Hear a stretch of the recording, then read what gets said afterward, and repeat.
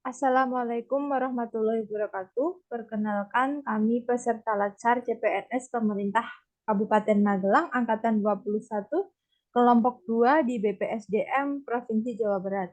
Sebelumnya, perkenalkan saya Nur Ayu Fitriana, NDH 03, jabatan sebagai bidan terampil di Puskesmas Kajuran 1. Kepada teman-teman semua, saya persilahkan untuk perkenalan terlebih dahulu.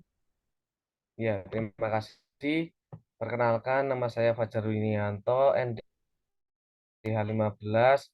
Saya perawat di Puskesmas Kajoran 2.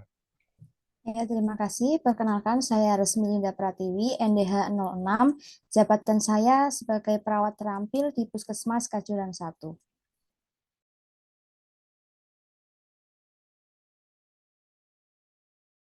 Mohon maaf untuk Mbak Rusti, bisa di-unmute.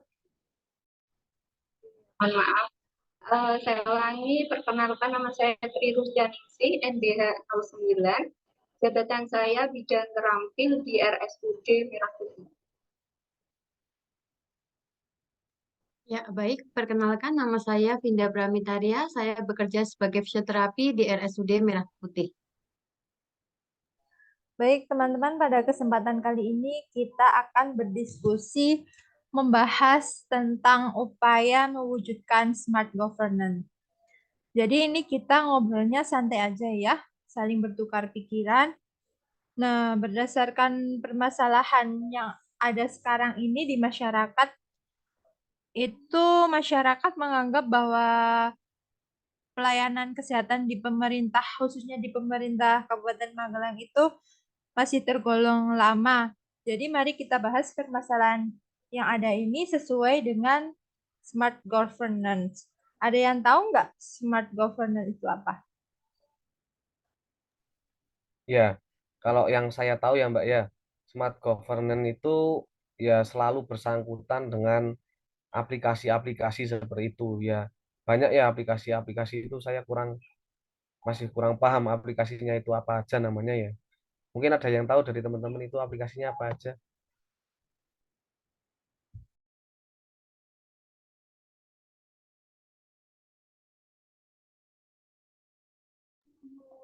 Mohon maaf, mungkin bagi teman-teman bisa di-unmute ya kalau mau berpendapat. Oh ya, mohon maaf. Baik, saya menambahi dari Mas Fajar ya. Smart governance diartikan sebagai tata kelola kota yang pintar, serta tata pamong pemerintahan daerah yang secara cerdas mampu mengubah pola-pola tradisional dalam birokrasi sehingga menghasilkan bisnis proses yang lebih cepat, efektif, efisien, komunikatif, dan selalu melakukan perbaikan. Seperti itu. Saya ingin mencoba menambahkan ya Mbak ya, smart governance itu baru diimplementasikan ke dalam 3 unsur. Di antaranya pertama pelayanan, kedua birokrasi, ketiga kebijakan. Dan itu bertujuan untuk mewujudkan peningkatan kinerja pelayanan publik, kinerja birokrasi pemerintah, dan kinerja efisien kebijakan publik. Baik, sebenarnya udah benar semua ya apa yang ada apa yang diungkap ya apa yang dibicarakan teman-teman semua. Jadi kesimpulannya itu smart governance itu tata kelola pemerintahan yang efektif dan efisien, komunikatif dan selalu melakukan perbaikan. Nah, teman-teman di sini udah pernah lihat belum pengaplikasian dari smart governance sendiri? Misal di instansinya teman-teman masing-masing gitu. Ya, mungkin di Rumah Sakit Merah Putih ya Mbak ya, itu sudah ada untuk pendaftaran secara online, itu dapat diakses nanti melalui Play Store dengan pendaftaran online Rumah Sakit RSUD Merah Putih seperti itu Mbak. Itu sangat membantu sebagai masyarakat biar lebih cepat untuk mendaftar, tidak perlu antri lama seperti itu. Mungkin teman-teman yang lain ada di Puskesmas atau di mana gitu? Mungkin teman-teman yang lain ada. Kalau di saya sih, di puskesmas saya belum ada pendaftaran online gitu sih, Mbak. Mungkin Iya, dari jadi teman, gimana Mbak Kalau Vinda? di Iya, Mbak Resmi ya, gimana? Puskesmas itu ada aplikasi yang bernama Smile, Sistem Monitoring Logistik Imunisasi Berbasis Elektronik. Jadi aplikasi ini tuh digunakan untuk pencatatan dan pelaporan vaksinasi COVID-19. Tapi tidak juga cuma vaksinasi COVID-19 sih, bisa vaksin umum, imunisasi, dan lain-lain. Itu menggunakan aplikasi Smile. Itu, Mbak. Oh, gitu ya.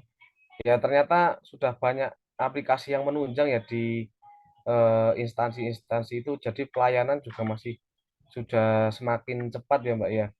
Karena di era globalisasi sekarang ini kan kita sebagai ASN dituntut untuk menjadi smart ASN ya. Karena smart ASN itu sendiri harus menguasai literasi digital. Nah, mungkin dari rekan-rekan semuanya sudah tahu atau belum literasi digital itu apa gitu. Kalau sepemahaman saya, literasi digital itu adalah kemampuan menggunakan teknologi informasi dan komunikasi, menemukan, mengevaluasi, memanfaatkan, membuat, dan mengkomunikasikan informasi dengan kecakapan lingkungan maupun teknikal. Izin menambahkan kalau sepengetahuan saya ya, literasi digital itu juga mempunyai 4 pilar. Yang pertama digital skill, kedua digital culture, ketiga digital ethic, dan keempat digital safety. Oh iya, kalau dari teman-teman ada nggak perwujudan smart governance di instansi masing-masing gitu, smart ASN? ya, jadi mungkin di Rumah Sakit RSUD Merah Putih itu sudah ada SIM RS, Mbak. Jadi itu memberikan pelayanan kepada pasien melalui SIM RS. Itu merupakan transformasi digital ya. Dengan SIM RS, data terintegrasi akan mempermudah proses administrasi dan pengelolaan data lain. Ini merupakan pengaplikasian IT dalam wujud Smart ASN. Jadi nanti di dalam SIM RS itu banyak sekali isiannya. Jadi dari tidak cuma dari perawat, dokter, itu bisa dari keuangan, dari manajemennya itu bisa mengisi semua di situ ya nanti di SIM RS itu. Jadi kolaborasinya itu ada tiap-tiap profesional pemberi asuhan seperti itu.